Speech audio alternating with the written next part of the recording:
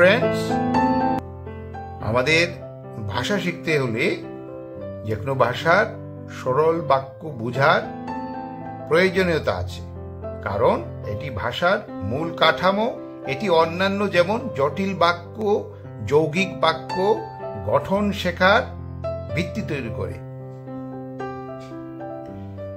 তো আজকে আমি সিম্পল সেন্টেন্স মানে সরল বাক্য নিয়ে আলোচনা করব। এই সিম্পল সেন্টেন্স নিয়ে আলোচনা ক্রমে আমি একটি সেন্টেন্সকে ভেঙে ভালো করে টুকরো টুকরো করে আলোচনা করব। তো আজকের সেন্টেন্সটি হলো, the little boy with a red cap happily played with his new toy car in the park near his house yesterday afternoon. এই সেন্টেন্সটির বাংলা হলো, লাল টুপি পরা ছোট ছেলেটি গতকাল তার বাড়ির কাছের পার্কে তার নতুন খেলনা গাড়ি নিয়ে আনন্দের সঙ্গে খেলেছিল। The little boy with a red cap, একটা ছোট্ট ছেলে লাল টুপি পরা, হ্যাপিলি প্লেড আনন্দের সঙ্গে খেলেছিল, with his new toy car তার নতুন খেলনা গাড়ি নিয়ে বা নতুন খেলনা গাড়ির সঙ্গে, ইন দ্য পার্ক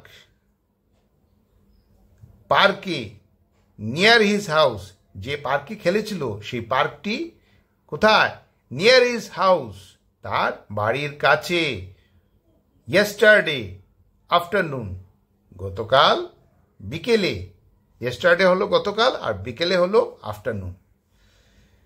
তো এই হলো এই লাইনটির বাংলা। তো এবার এক এক করে এই যে সেন্টেন্সটি, এই সেন্টেন্সটি কেন সিম্পল সেন্টেন্স সেটাই আলোচনা করছি। It is a simple sentence, এটি একটি সরল বাক্য, বিকজ কারণ it has only one subject, এটা কি আছে, একটা সাবজেক্ট আছে, and one finite verb, একটা ফিনিট ভার্ব আছে। সাবজেক্ট হলো এখানে উদ্দেশ্য, আর ওয়ান ফিনিট ভার্ব হলো প্লেড। এখানে ফিনিট ভার্ব বলতে মূল ভার্ব বা মেইন ভার্ব, যাকে আমরা অ্যাকশন ভার্ব বলে জানি। তো এখানে ফিনিট ভার্ব হলো played. Expressing one complete idea, যা কি প্রকাশ করছে বা বর্ণনা করছে ওয়ান কমপ্লিট আইডিয়া, একটাই মানে আইডিয়া বা থট, চিন্তাধারা প্রকাশ করছে। Here no extra subject plus verb, মানে এখানে কোনো আলাদা সাবজেক্ট আর আলাদা ভার্ব নেই। তো চলুন আলোচনা করি এক এক করে point wise. 1 number, it is a simple sentence, এটা একটা সরল বাক্য, বিকজ কারণ it has only one subject, এটাতে কি আছে, একটা মাত্র সাবজেক্ট আছে।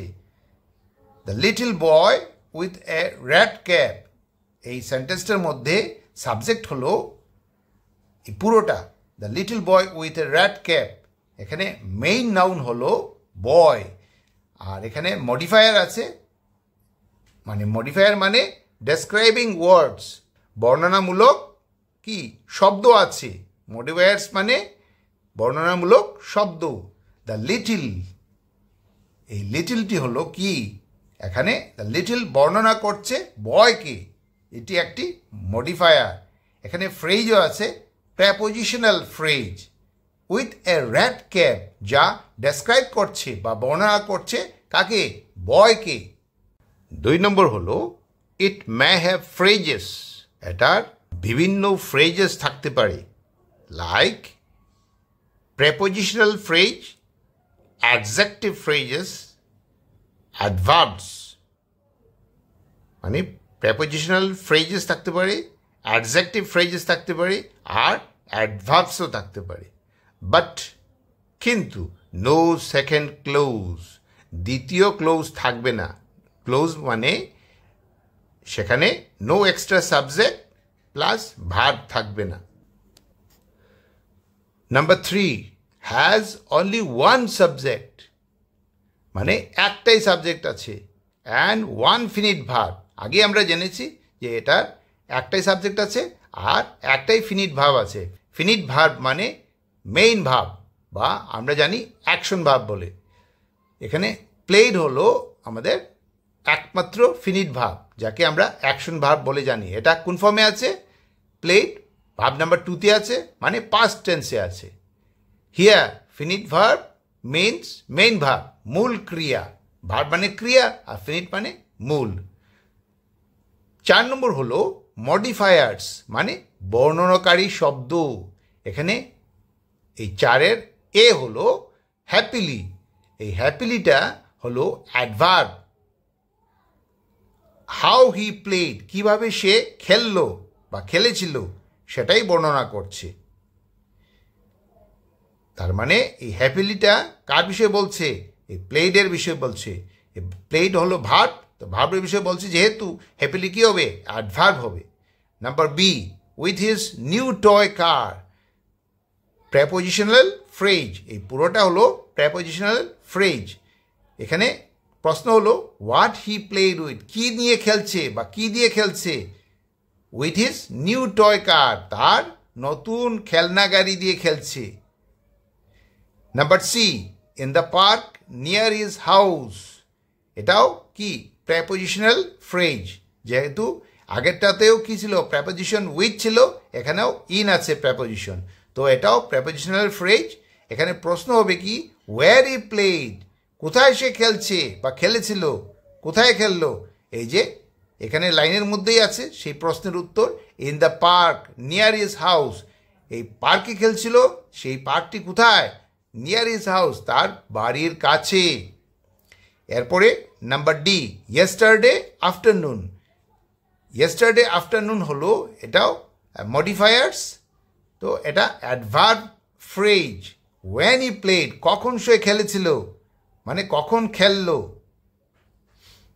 এখানে খেলা হলো ভার্ব মানে প্লেড, খেলা হলো প্লেড, সেটা হলো ভার্ব।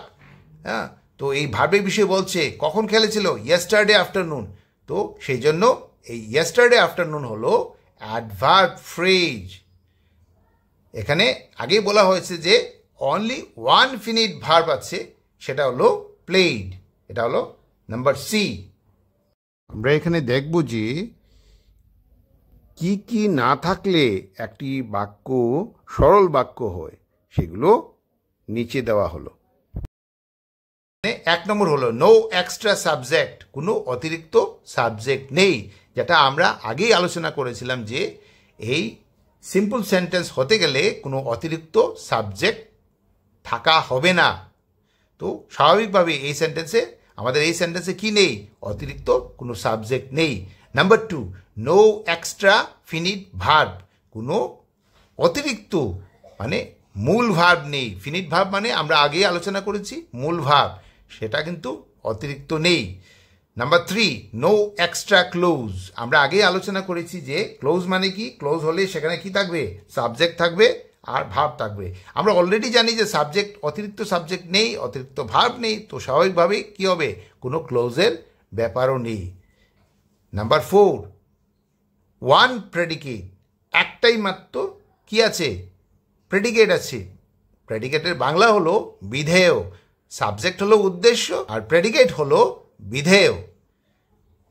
নাম্বার 5, মেনি ফ্রেজেস, অনেকগুলো ফ্রেজেস আছে, যেমন অ্যাডভার্ব ফ্রেজেস, প্রেপোজিশনাল ফ্রেজেস, কিন্তু but this don't make extra clauses. এই যে ফ্রেজেস আছে এগুলো কিন্তু এক্সট্রা মানে অতিরিক্ত ক্লোজ বানাচ্ছে না। তো আজকের এই সেন্টেন্সটি মানে সরল বাক্য নিয়ে আলোচনা করলাম। যথাসম্ভব আপ্রাণ চেষ্টা করলাম এটিকে ভালোভাবে বোঝাতে। যদি আপনাদের এই অনুষ্ঠানটি ভালো লাগে তাহলে সাবস্ক্রাইব করবেন, লাইক বাটনে প্রেস করবেন। Thanks for watching, bye bye.